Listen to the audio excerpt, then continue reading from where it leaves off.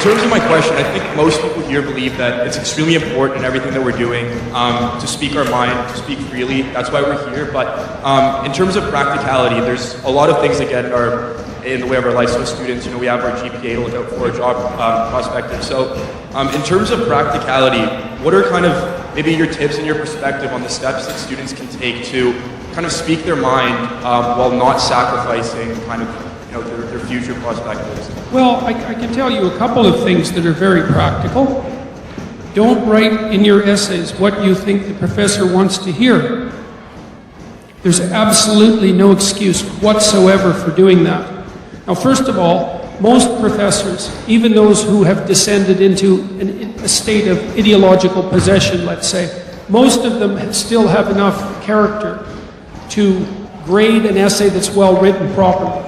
So you're actually taking less of a risk than you would think by stating what you have to state. But look, if you start practicing when you're in university, when the stakes are rather low, pandering to the audience, let's say, and saying what you think will get you by, you're going to train yourself to do that. And what that means is you're going to train yourself in the falsification of your character. And your character is the only thing you have to guide you through life. People dream of riches and they dream of luxury and all of that, but that's a thin defense against the harsh realities of the world. You have your character. And so what you do when you go to university is you learn to say what you think as clearly as you can, and to take the slings and arrows that come along with that. Not in an arrogant manner, right? Because what the hell do you know? So you've got plenty to learn, but you want to formulate your thoughts carefully. You want to write what you think. Well, why? Because when you're writing, you're thinking. You're laying out the arguments that you're going to use to structure your existence in the world throughout your entire life. And if you start to twist and bend those for expedient reasons, you're going to warp your soul. And I could talk about that neurophysiologically if you want to. You become what you practice. You automate what you practice. So if you automate expedient speech for the sake of short-term gain, then that's what you're going to produce. You're going to produce expedient speech for short-term gain. Well, God help you if you do that. There is nothing that you will possibly do in your entire life that will serve you better than to get control of your voice in university.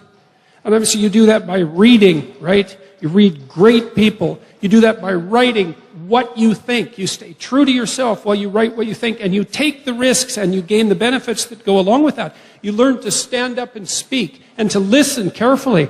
And that makes you a negotiator of unparalleled power. And if you're a negotiator of unparalleled power, there's nothing in the world that won't open itself up to you. So that's what you're doing in university. And if you find professors who reject that, and there's fewer of them than you might think, then it's your sacred obligation to stand up for yourself against that. Because it's going to happen to you throughout your whole life, and you might as well start practicing how to do it right now. So that's how it looks to me. Yeah, there's an old saying that I write.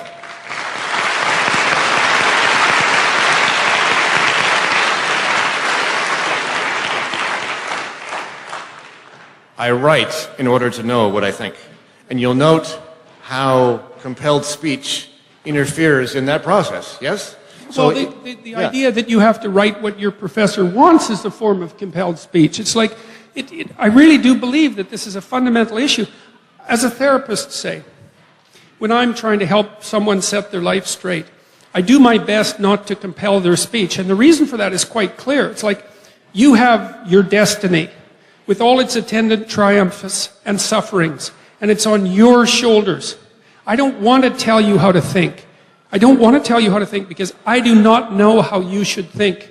You have to figure that out for yourself. And then you have to bear the responsibility for that. And you're a terribly arrogant fool if you dare to tell someone else how it is that they should conduct themselves through life.